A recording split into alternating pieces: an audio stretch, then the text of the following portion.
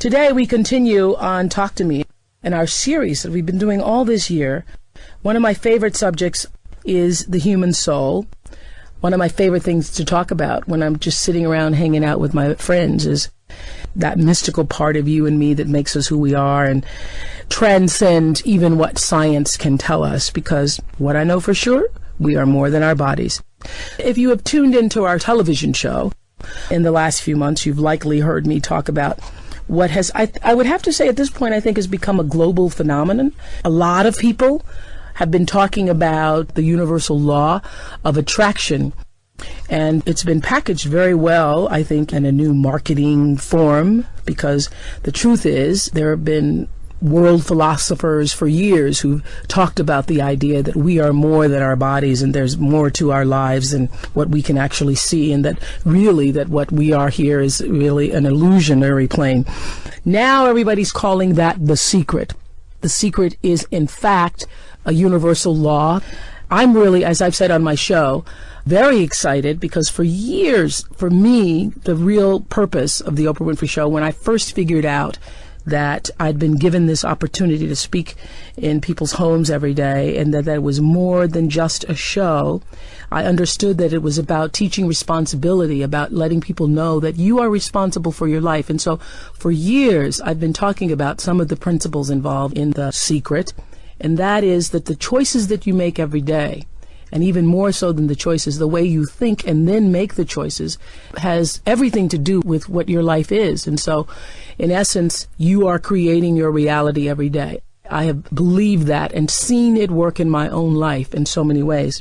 So I'm really excited that the secret has at least opened consciousness in such a way that other people have been able to at least see that light, that moment that says, you know what? I am more than my body. There are no accidents. Everything is happening for a reason. And I do have a lot of control over it. Many of you may not know that there is a secret behind the secret, and that for over 20 years, Esther Hicks and her husband Jerry have been spreading the word of that so-called secret. That's really not a secret because so many people have known it. They've been spreading the word of that to thousands upon thousands and thousands and thousands of people, teaching this art of allowing your natural well-being to come forth through the law of attraction and using the law of attraction to create a more purposeful life. It was based on her knowledge, she says, of this universal law, that she was invited to be a primary contributing expert on the secret. Esther Hicks was. Maybe you saw the original secret tape. The original secret tape, you're on that tape, Esther. Yeah. Yeah. Hi, welcome, first of all. Hi. Thanks. And so you're on the first tape, and until probably, last weekend I saw a tape and you were not on it. You were first on the tapes, and now you're not on the tapes. Can you tell us why you were on the tapes and now you're not on the tapes? Well, Rhonda originally came to us. Rhonda Burns, the creator of The Secret. Yes, darling girl. Yeah. And she was on a cruise or two with us. Where you're teaching this law of attraction. We do like okay. 50 seminars a year and okay. some cruises. And so I'd heard that she was there even though I hadn't met her. Okay, I clarified that just to say, oh, we were cruising together. No, there were a lot of us. Okay. A lot of us, not just the two of us. What are you wearing? I don't know. Are you going to the beach later? Okay, clarified that. So anyway, they came on board and they videotaped our entire week-long cruise, the whole... Rhonda and her crew. Her crew. There were a lot of them, nice Australians. And then we spent one day in another little room with a green screen behind, and she interviewed Jerry and I and Abraham. Abraham is the entity that you... Abraham is the weird part of me. Abraham is the non-physical... I'm glad you said it. Everybody else thinks that. Abraham is the non-physical entity that you use the word. That to me, they are non-physical consciousness. So okay. I quiet my mind and I tap into their vibration, and then I speak what they say. Okie dokie. Yeah, I know. Now, okay, I'm going to come back to that. Yes. But so when Rhonda Burns and her crew, who were filming The Secret at the time, started taping you, is that what we see on the original tape? Yes, and that's Abraham. That's Abraham speaking there. Yes. And so when I read your book, yours and Jerry's book on the law of attraction, which I just noticed is on the bestseller list last week. It is. Isn't that nice? I think that's very nice. Yes. So when I read that book, what I realized is that so much of what is said on and in The Secret, the tape, is almost directly from your book. Well, that book, we just produced that book, but it's almost a literal transcription of the early recordings we did. The first recording being Law of Attraction, the second one being the Law of Deliberate Creation, the third one being the Law of Allowing. And Rhonda had been listening to those recordings. She said to us one day, in fact, I really thank her for the idea about producing the book, because she said to Jerry one day, Jerry, I've been listening to these recordings over and over and over again, and every time I hear them, I hear something more from them. I think you should put that into a book form. And Jerry said, I've been meaning to do it for a long time. He had a lot of it already pulled together. And Jerry, your husband? Jerry, my husband. Yes. So that's how that book came about, was The Law of Attraction. The Law of Attraction book.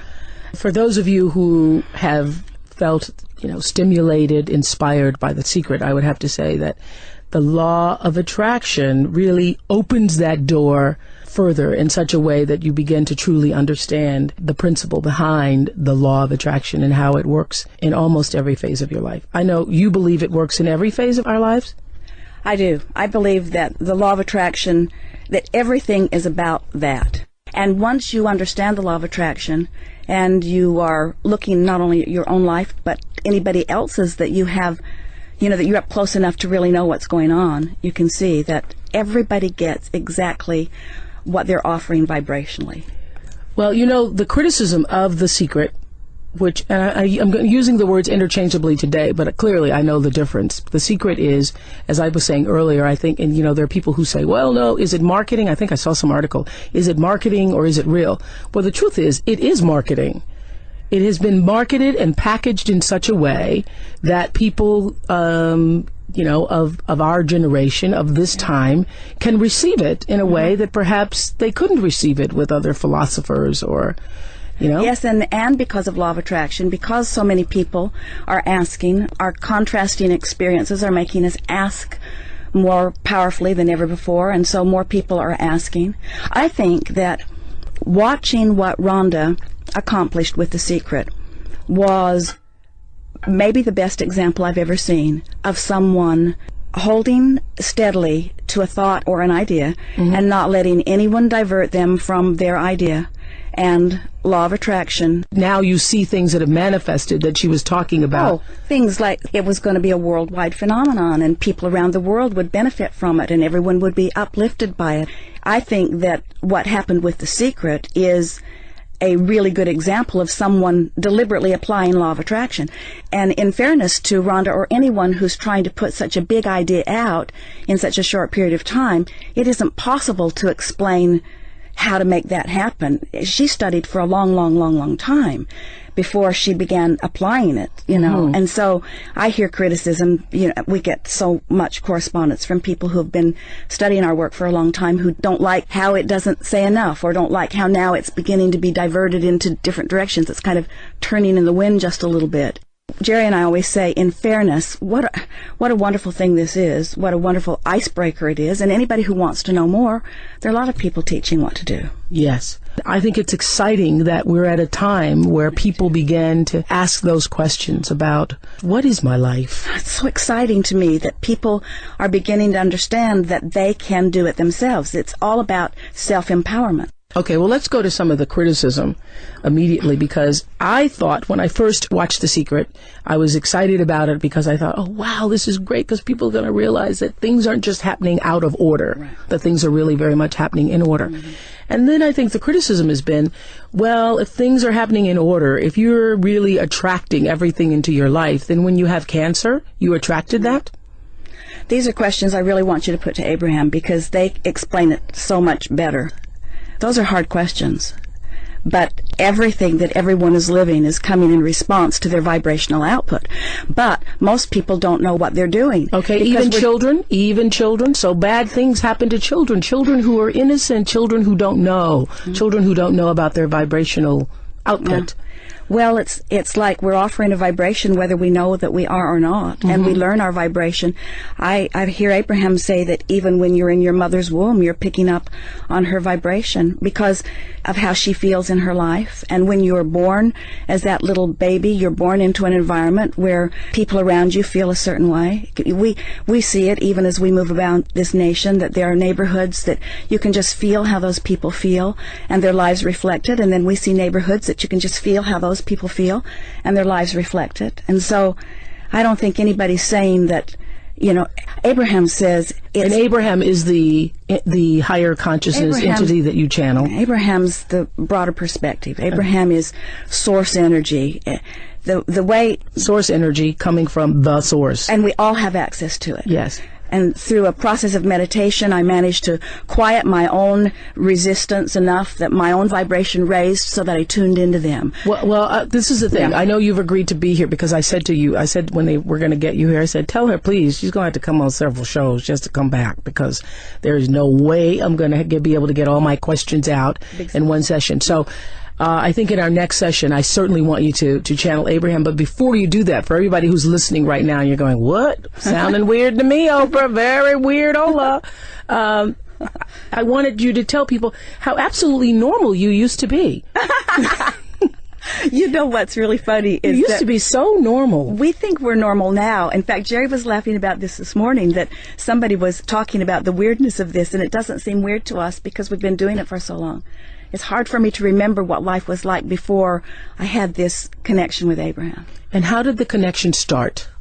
Jerry had been looking for ways to uplift people long before he even met me. So he really had that going on with him.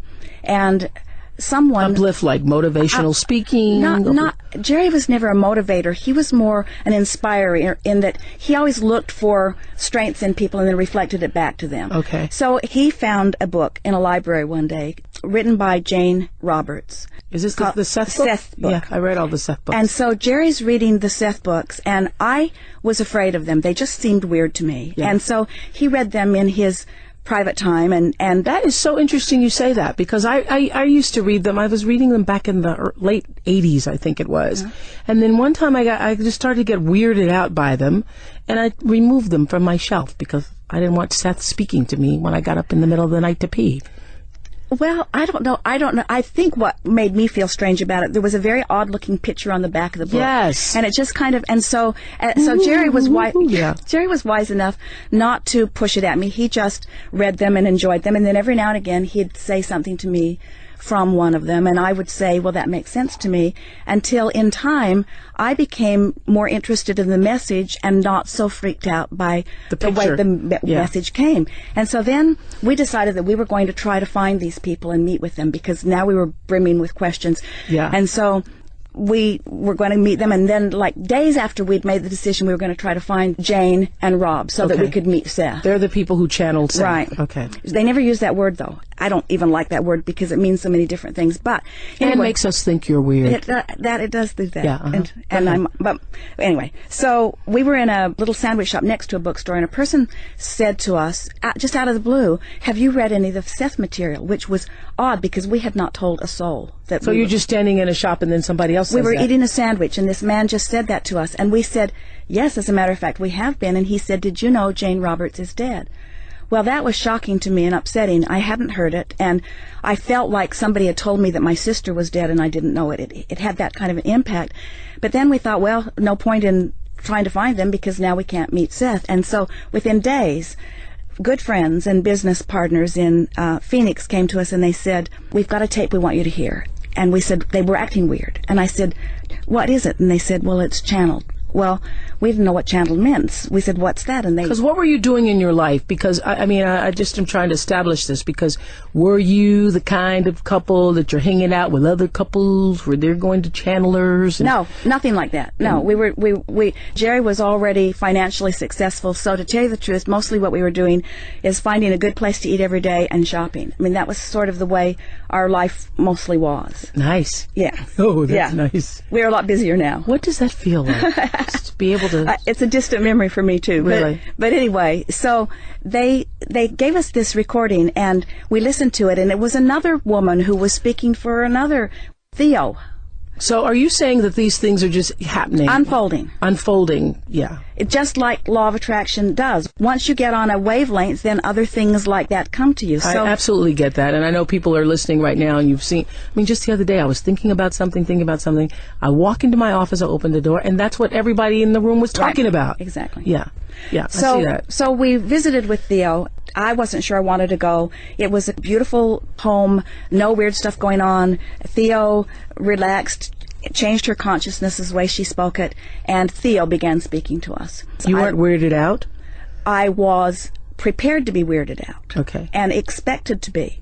But the feeling of it was the most loving experience that I had ever experienced. And you believed it immediately? I didn't know what it was, but I believed it was good. I'm talking to Esther Hicks, who, along with her husband, Jerry Hicks, they're author of a book that's now on the bestsellers list called The Law of Attraction.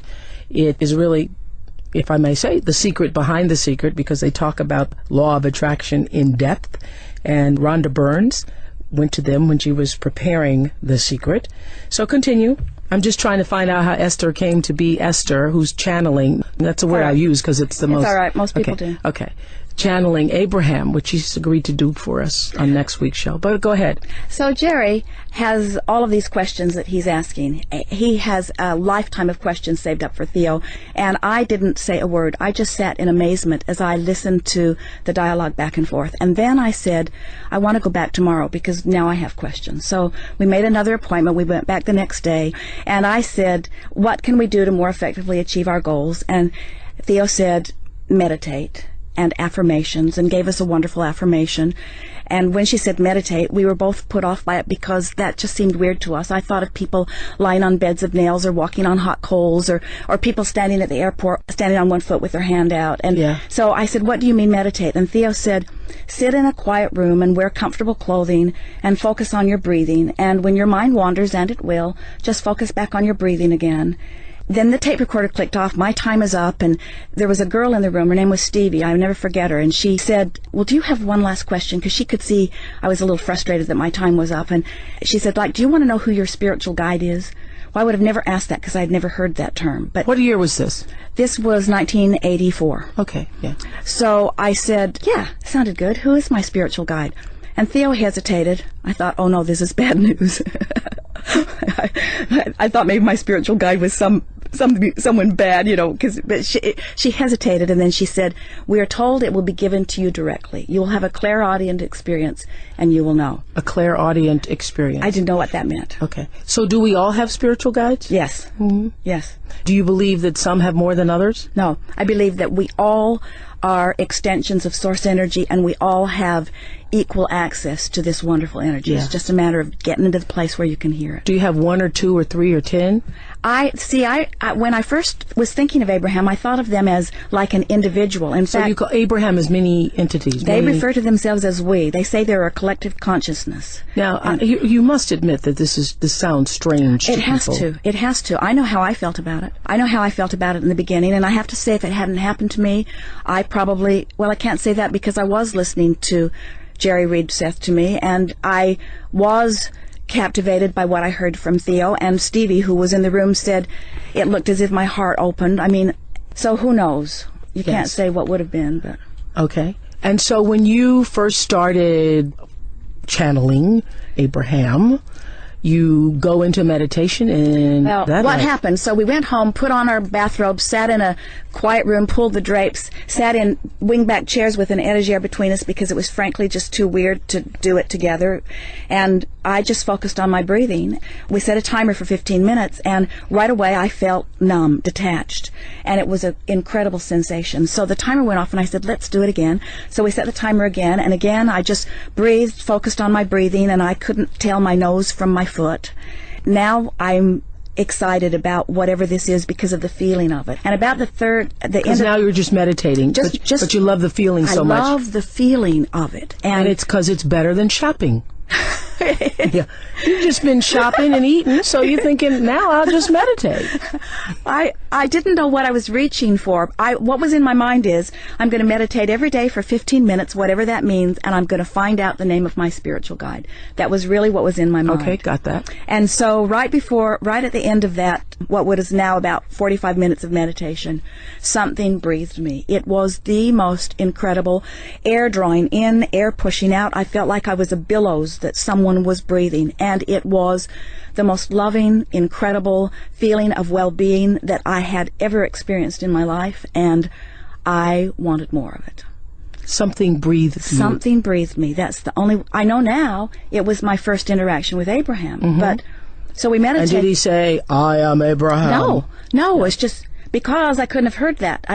We meditated for about 9 months, and nothing happened except I got numb every day, and I liked the sensation of it. And then it gets weirder. One day, while we were meditating, my head just started sort of moving gently, and I loved it. It felt like flying. And the next day, the same thing. And about the next day, while my head was moving, I realized it wasn't just randomly moving. It was actually like spelling letters, like my nose was writing on a chalkboard. And I realized they were going through the alphabet. And I was on M, N, O. And I said to Jerry, I'm spelling the alphabet with my nose. And Jerry got a notebook. What did you think was going on? Well, see, when it's happening, it feels wonderful and it feels normal. It's Jerry is the one that had to be wondering what was going on. Yeah, because I would have called the doctor. We might have if we hadn't experienced Theo. We might have if we hadn't been reading all of this wonderful information from Seth. Okay. So now we've got the combination of intellectually understanding that we've connected to something, and we have no way of knowing what it is. I couldn't tell you. I only knew that it felt so good. And you wanted more of it. And I wanted more. Okay, so you start spelling with your nose. For about 2 months. It was awkward and awful. Jerry woke me up in the middle of the night and propped me up in bed and would ask a question, and off we'd go. It was bizarre and tiring. Bizarre and tiring. Now, when you say that you channel Abraham, and if it's not called channeling, what do you call it? Well, it's what inspiration is. Okay. It's what the basketball player is doing. You know, he's trained his body to move well, but he gets into that zone and allows his broader perspective to flow through. I mean, I think everybody is doing it to some extent. That's why I don't like... The word implies that only a few can do it, and that it's weird, and that they are the chosen ones, and it's not that way at all. Everyone has access to this broader perspective. Why do you call it Abraham? That's the name they gave, and I don't repeat words that I'm hearing. You don't repeat words that you're hearing. It's not like that. Abraham gives me a block of thought, and at an unconscious level, I match that block of thought up with the physical word equivalent. Okay. So it's like blending their perspective and our perspective. I got it. So when they said, so they've explained that... Because they're not speaking, right now I'm talking like you, they're not speaking in English. Or they're not speaking language. Speaking in vibration. They're speaking in vibration. That's why musicians can translate it. That's why artists can translate it. I got that. So I get this block of thought. Stay with us, XM listeners. I know. Hang in there. It gets better. No, because what's so fantastic is that we're talking about this on its own vibrational frequency. Oh, yeah. XM 156. Cool. That is a vibrational frequency here. So Abraham explains that the block of thought that they offered me, that the word Abraham was the best label that I could find that best defined who they are, because they are at the root of every religion. Because Abraham is really a part of every religion. You'll hear it in... Yes. I understand it. I'm with you. I know you are. I'm right there with you. As a matter of fact, when I picked up the book, this is so weird, I was with my producers, Sherry and Lisa, and they were telling me about the book, because I hadn't heard about the book. And we were at my house reading the book together one weekend, and I said, I bet you Esther has something to do with this. I bet she has somehow thought of this and is calling me in. I've been calling you in for years. In fact, when Abraham first came through me, our daughter Tracy was 14. And I wasn't quite sure how I was going to explain this to Tracy. And so she'd been listening to us read the Seth books. And the first thing Tracy said was, can I talk to Abraham? The second thing she said is, don't go on Oprah. Really? because she didn't want all of her friends who watched you every day to see how weird her mother was. Yeah. I've been listening to you, and people email us constantly, and they say things that, oh, Oprah knows this, Oprah's got this, Oprah understands this. And so I told Jerry, I said, whether we're on a television show or a radio show, or whether we just get to sit and play with Oprah a little bit, it's all satisfying to me. Oh, that is so wonderful. Yeah. But isn't it interesting? I felt it. Yeah. I felt it, and I felt that when they gave me the book, I realized that it had been a journey to that very moment. You know what? Abraham talks about how our life causes us, when we know what we don't want, we know what we do want. And so we're creating this constant, they call it a vibrational escrow. It's like our future experience that happens vibrationally before we get there. And I see so many things that are in all of our vibrational escrows. In other words, it's stuff that we've asked for that has already happened on some level. And if we can just get out of our own way, then all those things happen. So I think you were in my vibrational escrow. I think so, too. Yeah. I must have been. Yeah. Well, so a half hour's gone already. That's why I told you have to come back next week. Yeah. We'll be joining again with Esther Hicks on our continued Soul series. And next week, I'm going to ask her to bring in Abraham. That's what we're going to do. And you'll explain that my head does not turn all the way around and things like that. I'm trying not to be weirded out. I'm just going to be cool with Abraham. You'll like Thank you for joining us here on XM 156. Talk to Me, our Soul series. So happy to have been able to talk to Esther Hicks. Her book, along with her husband, Jerry Hicks, is called The Law of Attraction, on the bestsellers list right now. It's the secret, really, behind the secret. Email me with your comments and suggestions at Oprah.com or call 866-OPRAH-XM. Whoa, we're back, continuing our Soul series. Last week, we were talking to Esther Hicks. Esther's still here. Esther Hicks, author of The Law of Attraction. She and her husband, Jerry Hicks, wrote that book along with Asking It Shall Be Given, Amazing Power of Deliberate Intent. Yeah. And those of you who saw the original secret tapes, you will see Esther on the original secret tapes. As we were saying last week, she's no longer on the tapes. I never let you answer why you're no longer on the tapes. We started to ask that question. Well, Rhonda said to us that because of the contractual agreement that we had with her, that supposed to get 10%. That's what I read in the New York Times. It was 10% of the DVD sales and 5% of any profit from it. And when we began it, we honestly did not believe that there would be any profit at all, because it was a television series in Australia, and our intellectual property rights attorney told us not to expect anything, and we didn't. So we were thrilled with what came from it. But she said that they were not able to market it, maybe because Abraham's too weird. I don't know. She never explained to me why. They weren't able to market it with... Abraham is the entity that vibrates, and then she speaks. There you go. The vibration. I got that. Yeah. And that it would be necessary that we sign over our intellectual property rights for the material, or they would have to edit us out. So it was a simple decision for us. And then we began receiving so many emails from so many people that were so upset that we were no longer in it. So we wrote a letter to try to explain, because we didn't want people to be upset about anything.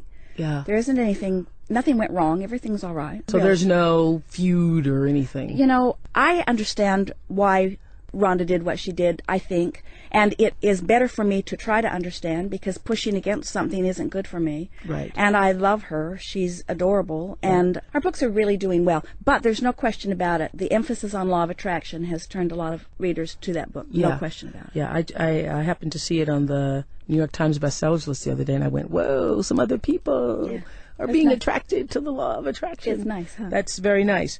So at the time when you were removed, were you or Jerry, were you upset about it in any way? It was a really painful experience for me, because it felt to me like we were drawn in one way and utilized and then sort of discarded.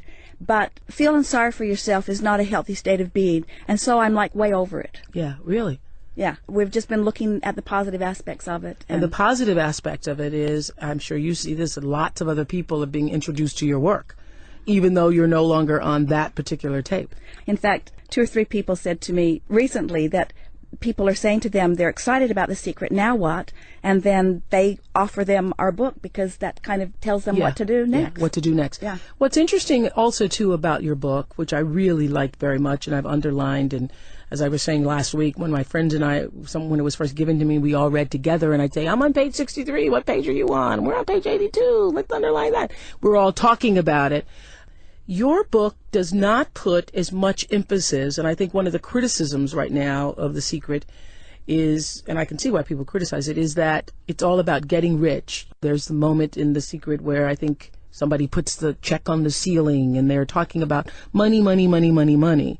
But as I was reading the law of attraction is about how everything is coming into your life. That's right. Based on the way you're thinking, and not just about money. Do you think that the emphasis on money and getting rich and having boats and planes and bicycles has hurt it? Well, maybe, but in fairness, as we watched her production unfold, and the original Secret, I haven't watched the second one, but the original one, she had a balance. She had people talking about money and people talking about health and other things. I think her intention was to cover everything. But we have recordings on all of those things too, and the ones that are about money are the ones that outsell all of the others. That's the thing that people seem to think will solve everything. We know that it doesn't. I have to say too, I think that's why people are so attracted to The Secret, because they think it can help them get rich. Some people do, anyway. The Secret. Sure. So today we're talking about, and with Esther Hicks, who's the author of The Law of Attraction, and also I Like Ask and It Shall Be Given. That's on my bedside right now. Not that I really need to ask for anything else. I'm doing okay. Well, though, you never stop, do you? No. I mean, there's always something more. One of the things I really got from reading The Law of Attraction, your version of it, is that what you can ask for, and what I've been asking for and also receiving, is more joy, because ultimately that is the ultimate success. That's it. More joy. That's it. That's what it's all about. And so to have more joy even in all the things that you already have and all the things that you already do, to do those things deliberately with joy. Oh man, that's the best of all of it, isn't it? Yeah. Yeah. Yeah. Yeah.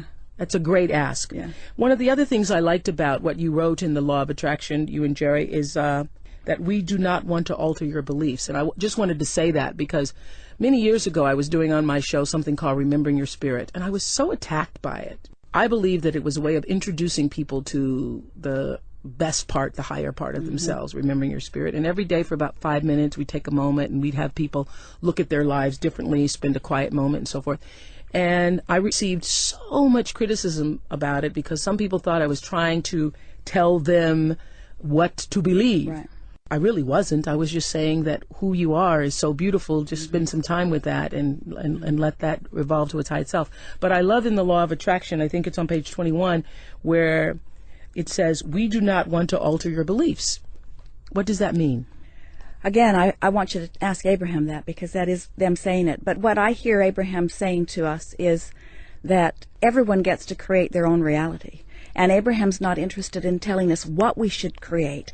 They're only interested in showing us how we go about creating what our life path is about. Right. I'm going to ask you to bring him in a moment, but I just want to You'll read be glad. them. We want you to know your value, for in the absence of that understanding, you do not attract the legacy that truly belongs to you. Because in your lack of self-appreciation, you deny yourself your natural inheritance of continuous joy. Now, I read that, and I think about all the difficult things that are happening in people's lives and difficult things that have happened to me. So is it your belief or understanding that we're all here, everybody's supposed to have continuous joy? Yes. What about the yin and yang of life? Well, the contrast is what helps us to define from our personal perspective what it is we want to create. And once that explodes in us, if we would just turn our attention to that, we'd get that. But somehow, most of us, it's like getting back to money, we'll say, I don't have enough money. Well, every time we know that we don't have enough money, we ask for more, and when we ask, it is given. But we keep beating the drum of, I don't have enough money. And yeah, so, I said this on a show, that what you see people saying all the time is, if I could only make it to the end of the month. I've heard people say that. If I could only just make it to the end of the month. And you do. Yeah. You make it to the end of the month and you don't have more. So are you saying that the law of attraction says that whatever you give your attention to, that's what you attract? Exactly. Knowing what we don't want helps us know what we do want. Yeah. But we keep talking about where we're at, so we don't let ourselves become a match to what life has caused us to ask for. I got that. You say also in the Law of Attraction, page 25, once you understand that all people, circumstances, and events are invited into your experience by you through your thought, you will begin to live your life as you intended when you made the decision to come forth into this physical body. And so an understanding of the powerful law of attraction coupled with an intention to deliberately create your own life experience will ultimately lead you to the unparalleled freedom that can only come from a complete understanding and application of the art of allowing. It's so much fun. See, law of attraction's working all the time, whether we know that it is or not. But when we deliberately set forth an intention, and we deliberately try to hold our thoughts on that by paying attention to the way we feel and guiding our thoughts that way, then to watch things begin to unfold, that's when life's really fun. I got that. Yeah. I'm talking to Esther Hicks here, who is, I'm saying today, the secret behind the secret, because she was a big part, she and her husband Jerry, of the creation of the DVD that Rhonda Burns did. Rhonda and her crews went to sit with Jerry and with Esther, and she was on the original tape. She's no longer on the tape, but she is here in our studio. And I'm going to ask you to channel Abraham. And let me just say before you do that, the reason why I wanted to do this on the radio is because I really do think that the television audience isn't ready for it. Yeah. So I just know. And so I know all the people listening, you're going to think it's a weird thing. And maybe it is a weird thing. I'm going to see for myself how weird it is. Prepare yourself. I'm preparing myself. That's why I thought I would do this I'd do my virgin run with Abraham on the radio in case some weirdo thing happened. So what happens? What is the process? Can you tell our listeners what this means? I just relax and quiet my mind. I usually focus on my breathing. Are you going to look the same? Yeah, nothing's going to change.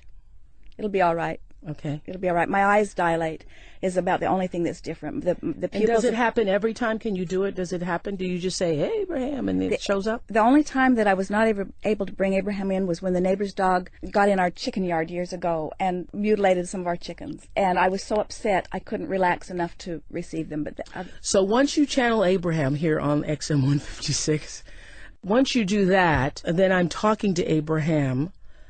Are you hearing what Abraham is? I hear every word, okay, but what it is, I don't go away, but I become more is the best way to explain it. Because tell me again what you said last week, that it's a vibrational field. Yeah, I don't repeat words. They offer a vibration that because I've practiced for so many years, I tune to it easily. Mm-hmm. I think you do it too, Oprah. I think you are every bit as weird as me. You just don't use the label. And how do you see that I'm weird, Esther? How so? I don't see you as weird. I only say weird in the sense that I believe that you are weird in the way that I'm weird, in that you receive broader perspective, or you'll get an impulse that when you follow it just at the right time, it's exactly right. Yes. You know. Yeah.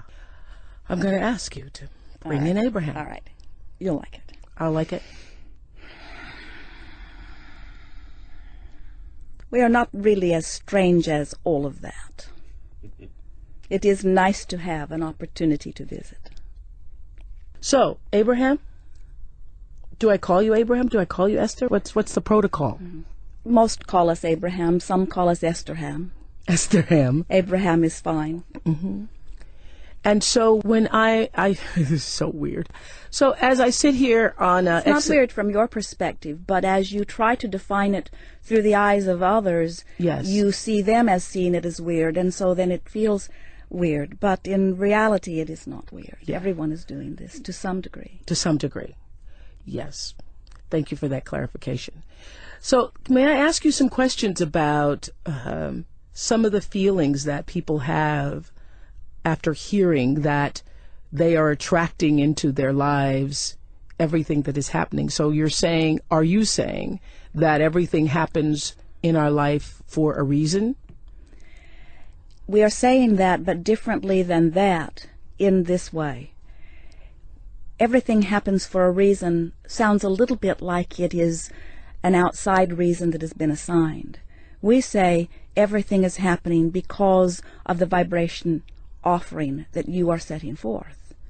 Everything that is coming to anyone is coming in response to what they've been thinking about.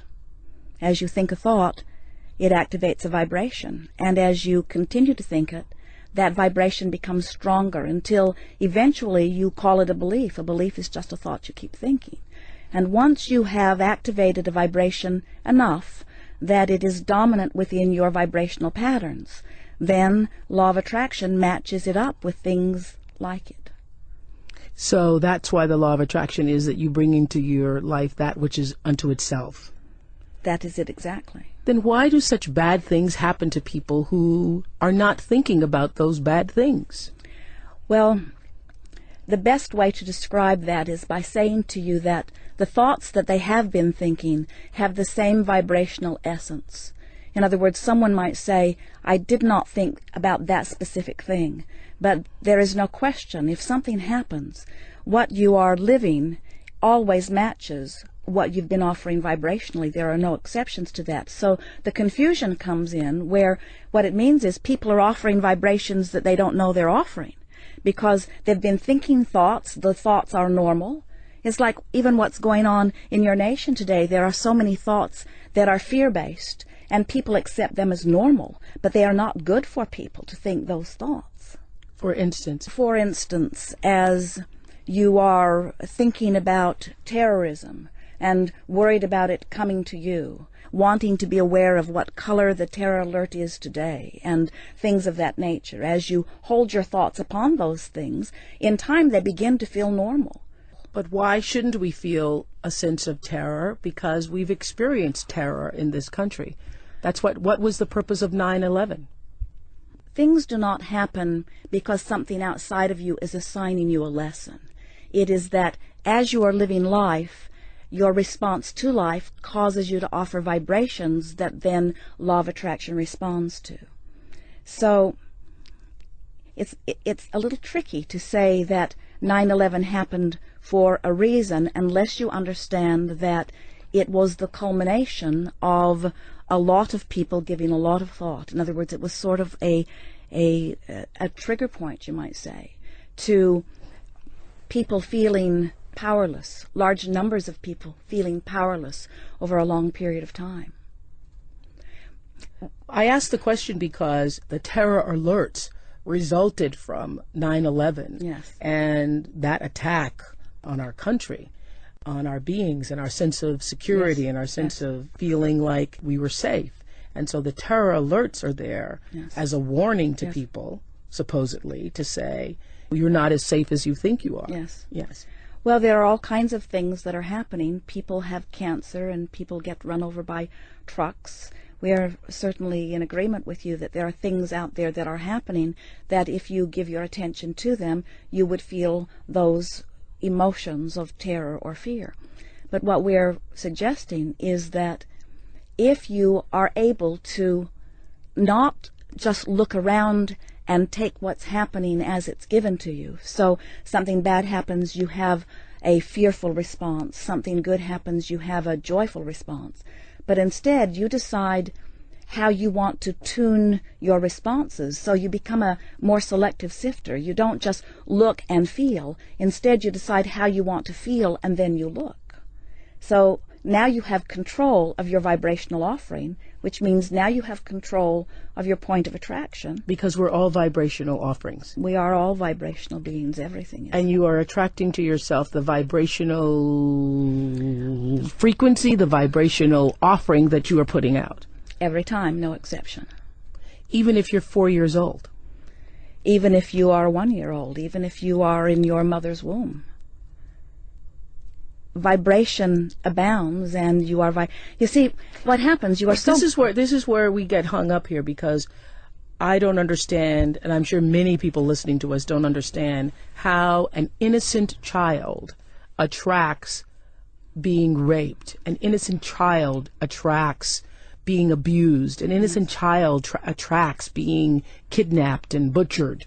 The first assumption that makes it hard for you to come round to understanding is the assumption that in order to create, you must have language, you must be speaking. And so if a child is not speaking, then they must not be attracting. Where what is happening is you are attracting as your animals do. Even though they do not have language, they are communicating in very powerful ways vibrationally. The question that you asked when we began, we want to come back around to that because it is a good basis for this. People often, when they first hear about law of attraction or that you create your own reality, most are very excited about the idea because they want control. They want control over the bad things and they want to be able to bring in more of the good things. Then, soon after, as they discover that control of their own experience means control of their own thoughts, then they're not so sure about all of that because it's not an easy thing to control one's thought with so much stimulation around. And so that's really what you're speaking to. Yes. If there is the responsibility of a parent or a mentor, it would be to teach the child that they have guidance within. And if they are listening to the guidance within, they could not comfortably ever settle on the thoughts that would then attract something unwanted. Okay, I'm here on XM 156, trying to attract a very good vibration here, talking to Esther Hicks, who is channeling Abraham on the show. And my question to you, though, is not about the vibrational. I understand the whole vibrational frequency Yes. thing, and that's why I feel that in terms of The Secret, that it's a great tool. We agree. It's a great tool. But I don't think that it's an answer to every single question in the world because there are many other universal laws at play. Everybody's born and everybody is going to transition. Everybody comes to Earth. Everything that comes to Earth eventually takes another form and moves through the earth and out until wherever we go. I should ask you, where do we go? You withdraw your consciousness from this physical experience and you reemerge into non-physical. And you feel yourself as the culmination of all that you have become. It is an exhilarating experience in one fell swoop to leave behind all doubt and fear and worry and self-denial and to become in one moment the full recognized being that you are. It's important to know that you came into this body from your non-physical perspective. Mm-hmm. May I interrupt a second? Certainly. Because I just thought this. Are we making too much of the whole body thing? Are we kind of caught up on it because that's what we are? Are we making too much of it? And so people say, for example, this person has a bad life, this person has a good life, and the way we define good life is by how many things you can have, and bad life is that you didn't have as many things. And I ask that question because as you visit different parts of the world, I see people with absolutely nothing who are far happier than most of the people that I see that have lots and lots of different things. So are we in the wrong frequency? Are we thinking the wrong things about what is good and what is not? Well, it isn't wrong to seek material things. You are physically manifested. You have a material body. And so it is right that you would want to surround yourself with things like that. But what happens, whether you are in an environment where there is very little stimulation about wanting things, or whether you are in an environment like this where there is so much stimulation about it, the important thing to understand is that whatever life you're living, your life is causing you to define what it is you are wanting. You're constantly emitting these rockets of desire as you sift through the contrast of your experience. It's not a complicated story to unravel, and we can give it to you in a very short period of time if you're wanting it. Please do. So, you are source energy, every one of you, and you make the decision to come forth into these physical bodies because you know that this leading edge experience on planet Earth is the leading edge experience, not just for man, but for that which man calls God. So as you express yourself forward into these physical bodies, the environment that surrounds you and the contrast of it helps you individually and uniquely to define what you desire. And as that desire is born within you, even before you can put words to it, it radiates from you like a rocket. And the source that was you before you were born follows that rocket and literally becomes the vibrational equivalent of every hope and desire and dream that every one of you dream. So out of the contrast is born the anew, the renewed, the expanded version of life. We like to refer to that expanded version of you as your vibrational escrow. It's who life has caused you to become. But most physical beings, even though life is causing them to become this, They stand looking at what they have rather than looking at who they have become. So they affect a separation between who they have now become and who they are letting themselves be. But the source within them always calls them toward it. That's why when you feel enthusiasm, you are on the same vibration. Joseph Campbell said, follow your bliss, and we think those are the best words that have ever been offered. But sometimes you cannot get a whiff of bliss. If you are in despair, if something bad has happened, if you've witnessed something, and someone is saying you should follow your bliss, even though Source is calling you, you can't hear it because the vibration of where you are and the vibration of Source is different enough that you can't hear it. Not that it isn't calling, but you can't hear it. So, do you know what the call of Source sounds like? People say it must sound like harps and angels. No. We say it depends on where you are. Mm-hmm. If you are in appreciation, the call of Source feels like elation. If you are in despair, if you feel powerless, the call of Source feels like rage. If you are in rage or anger, the call of Source then feels like frustration. In other words, it's a slight improvement from where you are is what the call of Source always sounds like. So 9/11 came out of so many people feeling so powerless for so long that the next logical step for them was something. We always say we want to call you through the rage and revenge so that you don't act on it, but it is a logical place to be. If you've ever been depressed, you know how much better you feel when you get mad. And your friends don't want you to be mad. They liked you better when you were depressed, but you've got to admit, at least you're breathing now, you do feel better. So everything about coming into alignment with who you are is about closing that gap between whatever you're focused upon in your now experience and who you really are. Well, this has been very interesting.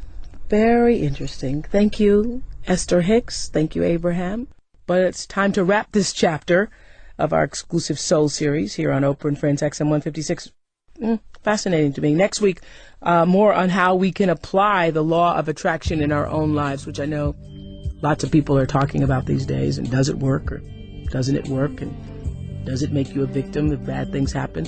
And find out if there are other universal laws that also will help us begin to live a more purposeful life. Oh, hey, welcome back.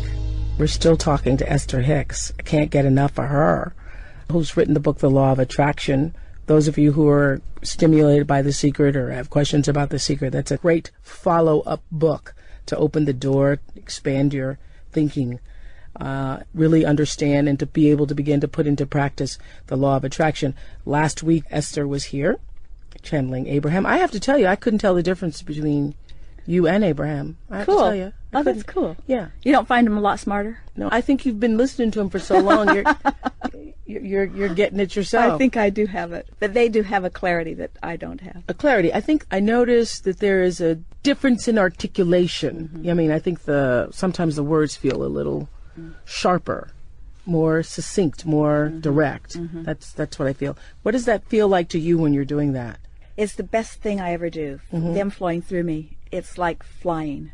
Mm-hmm. I love the sensation of it. Really? It's the feeling of utter well-being, and it's the feeling of knowing everything. Yeah. Yeah. And you say utter well-being because how do you know what your state of being is? To me, it's the absence of anything that's bothering me. Yeah. Utter well-being. It's just that feeling, that everything's fine and that everything's all right. And it's a feeling of elation. So as I sit here talking to you, I wondered when I read yours and Jerry's book on the law of attraction, which is now on the New York Times bestseller list. This is written so beautifully through the words of Abraham that you say, that you channel. And I'm wondering, because you know all of this now, do you ever have a bad day? Yes. But well, you attracted that to yourself. Absolutely. Yeah. And when I have a bad day, I feel guilty, which makes the day worse. And then I remember Abraham saying, you are where you are. Just reach for a thought that feels better. They say you can't sit your radio dial on 6:30 a.m. and hear what's being broadcast on 98.7 FM. Or XM 156.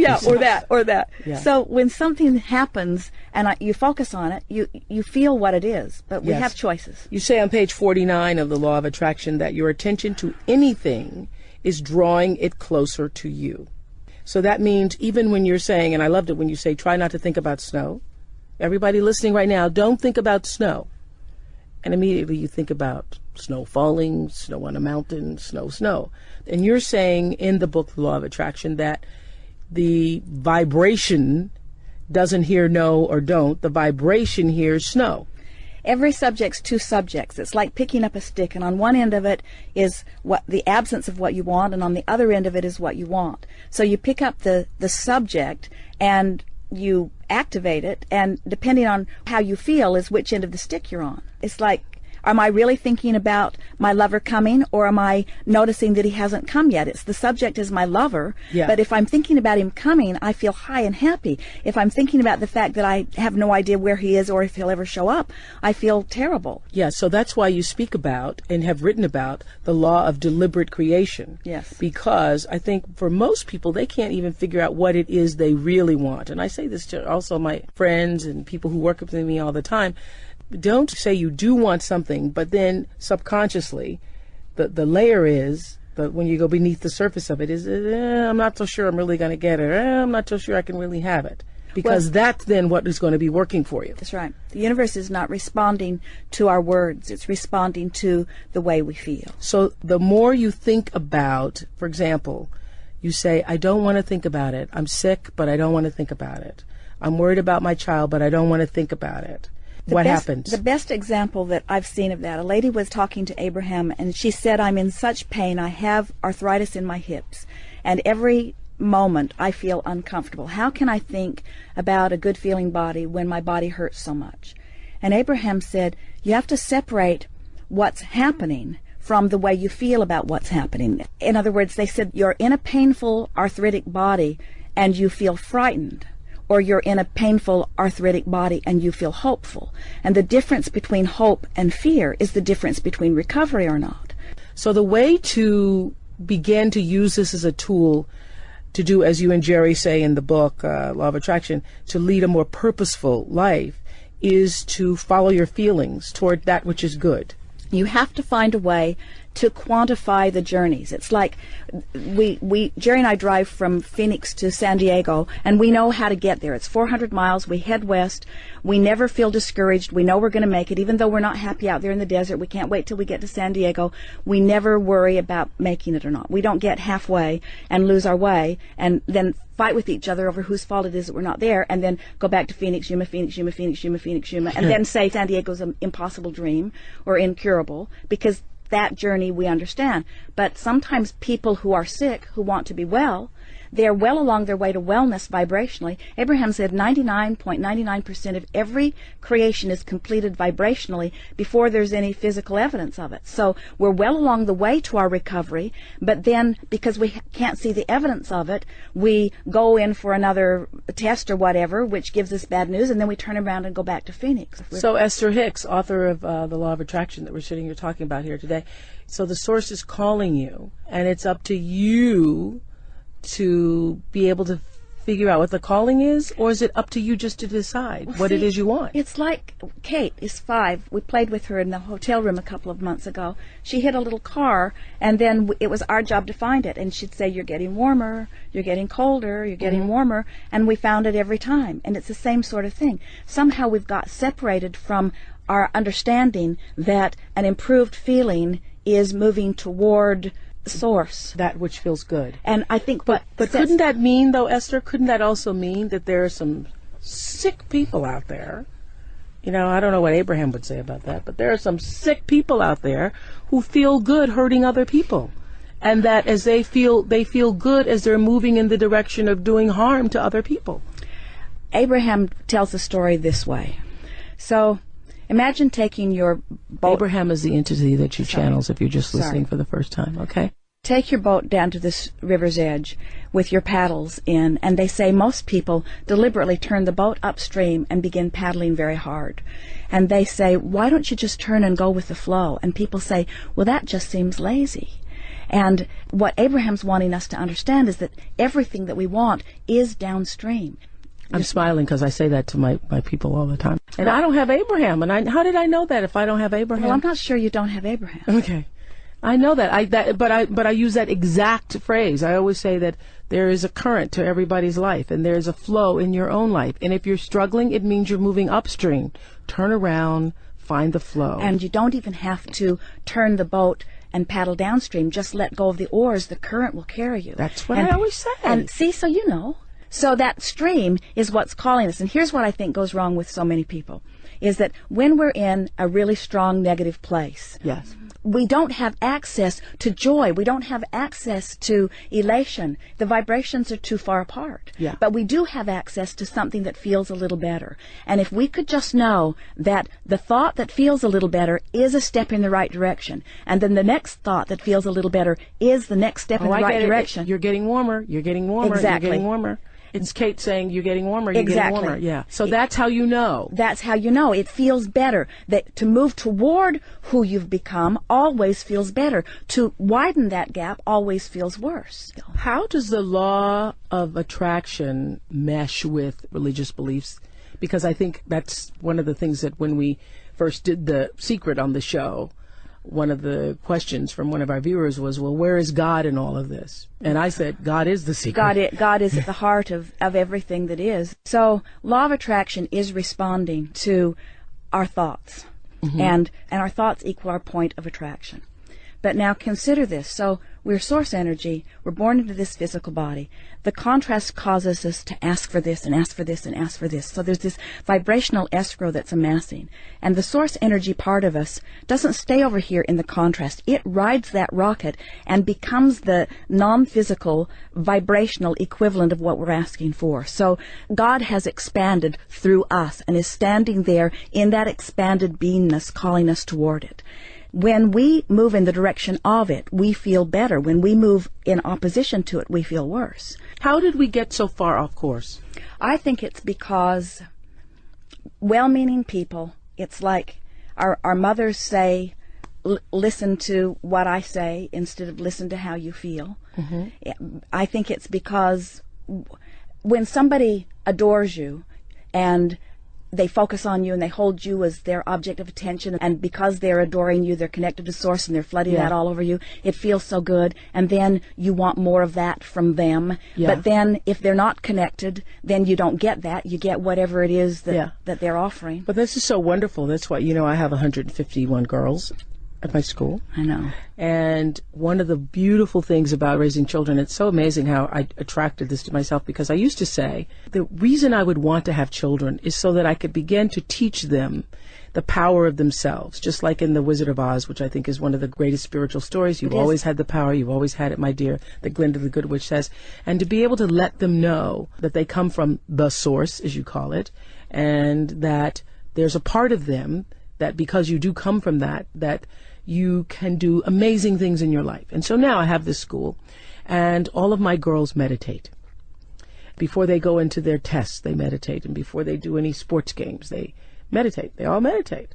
And they have their own religious beliefs. We have Muslims and Hindus, and we have Christian girls. And so all the girls have their separate religious beliefs. But then all together on Sunday afternoon, we all do yoga together. And I was in a yoga class with these 12-year-old girls talking about the benefits of meditation and how, because they've now learned it, that they can go inside themselves before they take a test and calm themselves. And when I see that, I realize that we have all been taught how not to trust ourselves. Right. And my goal with my school and these girls is to teach them how to begin to trust themselves. And self-empowerment. Yeah, to trust themselves and also trust that which is greater than themselves, to use the source. There is not anything that's greater than us when we're aligned with who we really are. Yeah, that's what I teach the girls. Yeah. That when you are, Gary Zukov calls it authentic power, when your personality is aligned with your soul, that is authentic power. Perfect. When you are in alignment with your source. Yeah. Was there a moment after you were taken off the secret tape, because we said that in the previous shows, you were on the original tapes, and now you're not? Were you upset because since it's been such a great success? Maybe I felt some, you could call it jealousy initially, because I didn't understand what happened. But then the more I thought about it, the more I realized that the world wants the message, but they might not be ready for the messenger. And then... Meaning you. Meaning Abraham. Abraham. So why didn't you why didn't you and don't you just want to speak as yourself? Well, I think that when Abraham flows through me, there's a clarity that is beyond anything that I can give. I ask you this because the reason why I'm not talking to you on television right now is because I know there are too many people who would be weirded out by the whole prospect of Abraham.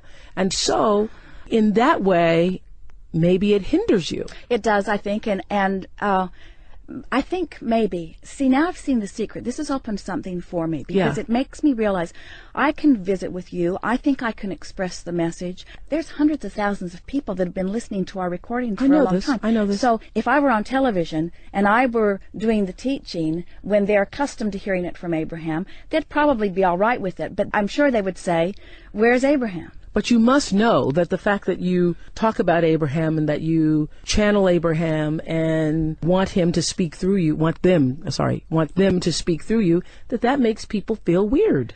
Yeah, I know. I don't blame them. It made me feel weird too.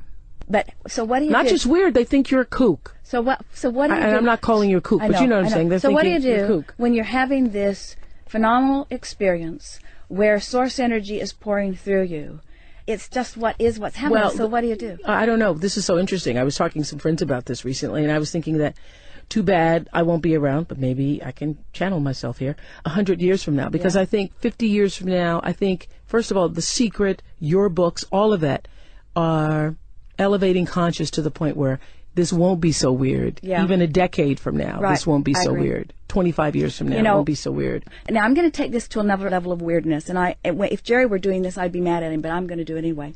Right after we met Abraham, we were living in Phoenix, and I was receiving them, and we were having a wonderful time. And Jerry was teaching from the book Think and Grow Rich, and he was telling the story about a sharecropper's daughter who said, "My mammy's got to have 50 cents." And she just stepped right up in the face of this man and demanded it, and he reached in his pocket and gave it to her, which he couldn't believe that had happened. And while I'm sitting there in the audience, I feel consumed with this energy that I recognize must surely be Napoleon Hill. It was strong, and he was so excited about Jerry's delivery of this story.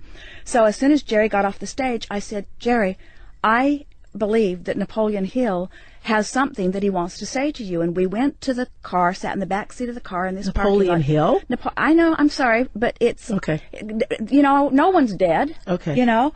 And so Jerry has activated this by his lively expression from this book, and so this energy is now interested in what we're talking about. And Jerry asked Napoleon Hill, "What would you have done differently?" And Napoleon Hill said, "I would have told where I got it from." And Jerry said, "Why didn't you?" And he said, "The book would have never been published."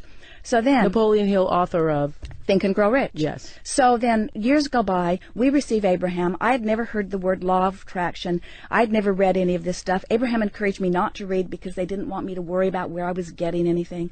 So we're bipping along, we're doing our thing, and then my dad died, and so we went out to the funeral, and Jerry doesn't go to the funeral, he goes to the bookstore, and he finds this book, Think and Grow Rich, and it's a weird-looking book, and he picks it up, and it's the original manuscript that it was just now being published. So he buys this original manuscript, then he buys a copy of the book that he had been reading all these years and compares it line by line, and every reference to vibration, everything that's vibrational, everything that talked about the ethers, all the stuff that's like Abraham stuff is edited out of the book. The original book. So Jerry and I just thought it was so funny. So now here we've come full circle. We're interacting with Rhonda. And the reason it was edited out is because... people can't receive it. Just what you're just saying. They're not ready for it. And so then we meet Rhonda. She's Rhonda Burns, The Secret. Listening to it, and now she's making a movie called The Secret. And as they are in the editing production, early in our process with them, we get this correspondence from her that Rhonda's been told that they have to edit out the word vibration. And so they edited the word vibration. And Jerry and I said, 70 years later, we're still editing out the word vibration. You're right, Oprah. The reason is because people might not be ready to understand that they are source energy in physical bodies. Yeah, and that we are vibration. We are vibration. Now, in your book, The Law of Attraction, you say an all-inclusive, never-changing set of rules doesn't exist. When I read that, I thought, well, geez, when people read that, they're going to think, well, this is in conflict with Christian teachings, specifically the Ten Commandments. Christian teachings are in conflict with Christian teachings, too. Yes. You know, well, I can't argue that. But specifically, I'm just talking about the law of attraction saying that rules change, that people evolve, and so rules also should be evolving with people then. When someone stood before Jesus dripping their illness, he did not see them in their sickness. He saw them in their wholeness. He saw their vibrational escrow. He saw who they really are. Mm-hmm. And he held that in his mind so powerfully that he dominated the vibration of their being so that they were well. And then he said, go forth and tell no one. Yeah, and that's why you say in the book also, you say that the greatest thing, which that really was a sentence that changed me, that Abraham said through you, that the greatest gift you can give to someone is your highest expectation of them. So when you see the best in them. Because when you see the best in someone, you're tuned in, tapped in, turned on to source energy. So it's not just you looking at them, you're flooding all over them with source energy. And by source energy, you mean what most people call God? Yeah, Abraham doesn't use the word God because they say it just makes you think of what you already think about God, and yes. what they think is different than what most people do. It makes you think of God in the religious context, yeah. I feel so much more closer to Christ as a result of what I've learned from Abraham than I ever knew before, because I feel like I feel how he felt. I feel like I know what he knew. When he says the kingdom of heaven is within you, he was talking about this connection to source energy. I would have to say that, too, for all the people who feel that it conflicts with your religion. You know, I obviously was raised not just Christian, but Baptist, and, you know, still hold to my Christian beliefs. And I would say that everything that I've learned metaphysically has really only enhanced what I believe about that which we call God. Do you have time for a really quick story? Sure. We were doing some telephone consultations a few years ago, and there was a woman talking to Abraham, and what she really wanted was a fortune telling. And Abraham's a teacher. They don't tell fortunes. They try to empower people. And so she wasn't really having a very good time. And so Abraham said to her, let's pick some subjects and activate them, and then they'll show up in your experience, and then you'll know your power. Well, she wasn't having any of it. She said, like what? And they said, like blue glass. And then they described different blue glasses. They said, a feather. Think about feathers on birds, on hats. Think about butterflies. And she wasn't having any of it. The consultation. Think about them and then see how they show up in your life. Think about them. But Abraham was just wanting to get her to talk about them with them long enough that it would activate the vibration of them. So she got off the phone, and I said to Jerry, she'll probably ask for her money back, because I could tell that she was not having a good time with Abraham because they wouldn't tell her her fortune. So then we were in La Jolla, and we went to George's restaurants, which we found because of you, and ate that wonderful soup. So anyway, we were on our way to George's, and we parked the car, got out of the car, and right in front of me was a store that I had not been in before, and we got clear in the back of the store. There was a wall of blue glass unlike anything I'd ever seen in my life, and I didn't make the connection between the consultation, but there it was. So then we went to George's and had lunch. Then we walked down to the cove, and we were walking across the grass right before you get down there, and there was a flurry of butterflies that surrounded us that was so intense we had to stop talking to keep from eating them. And then, all of a sudden, I see a little boy running across the lawn, and he came right up to me and handed me a pigeon's feather that he'd picked up off the ground. And when that happened... You, a stranger. Me, a stranger. And when that happened, I realized that all three of those things that Abraham had deliberately activated in that woman's vibration, and apparently in mine, within an hour of that consultation, the universe had delivered them all to me. Because when we activate something without resistance, it comes fast. Boy, I love that. Yeah. I love that. Yeah. If you activate something without resistance, that means also without doubt. So start with something easy. Don't work on the boyfriend that you've been trying to get for 20 years, or the money that you've never had. I have to tell you, the first time we started talking about this, that's what my best friend Gail says. Well, I don't know how come I don't have a boyfriend then. That's why. I don't know. Really? That's why, because I don't know why I don't have a boyfriend. Where is he? He's not here is the dominant vibration. Oh, I'm going to tell her that. She just needs to see him. Honest to goodness, when we started talking about this, she goes, well, if the law of attraction works, then I should have a man by now. No, because her vibration says, I don't have a man. Where is he? Where's my stuff? And he's over there in vibrational escrow. She's been adding to him. He is so magnificent and so beautiful. And in the moment she drops those oars, he'll flow right into her experience. Really? Absolutely. So tell me again, what does she need to do? She needs to stop talking about him not being there and start saying things like, well, maybe he's coming and I'd like him to come and I believe that he's out there and wouldn't it be nice if I could see him? She did say that on the road trip. I believe he's coming. I believe he's there. And so when that is the strongest vibration within her, he will be there. But as long as he's not coming, she's holding him away with those other thoughts. So you're saying start small. Start with something easy, meaning something that you're not already worried about. So start with that what? Because you're testing it? You're just testing it. Well, you can test it. You can test it. I would test the law of attraction. I would deliberately activate things in my mind, and then I would watch law of attraction bring them. And then you'll trust the law, and then you'll start to feel worthy, and then you can start shifting your vibration on the things that you've been beating the drum of that aren't working for so long. So I also understand it in terms of, because you've watched me for years. Those of you who are listening heard me go up and down the scale. I understand why the struggle, that just exactly the word struggle with weight has made it such an issue because of the struggle. Exactly. And so in order to be freed of it, you must release the struggle of it. No longer fear potatoes or potato chips. No, they're going to make me fat. They're going to make me fat. As you're eating them, they're going to make me fat. Or getting on the scale. As everybody who's listening, you've done this. You get on the scale and you feel worse. The numbers make you feel worse, and then you decide, well, okay, I'm just going to eat to make myself feel better. Yeah. So you can't get the thing that you are worried about because the worry is the indication that you're offering the vibration of the lack of it. Okay. Worry isn't keeping you from it. It's your indication of where you're vibrating. Because the thought creates a vibration, and the good thoughts create good vibrations. Let's see, how can I say that? Good vibrations. The vibration, what we're always feeling is the vibrational interplay between who we really are and who we're being in this moment. So life caused me to want to be prosperous, let's say, but I'm beating the drum of I can't pay my bills today. Okay. The emotion that I'm feeling is the relationship, it's the vibrational discord between who I really am and where I'm being in this moment. So by reaching for a thought that feels better, I tune myself up that vibrational scale into vibrational alignment with the money that is waiting for me, or the lover that's waiting for me, or whatever is waiting for you. So what I've been saying for years, I've known this because when people ask me, how did this happen to you? How do you have this life?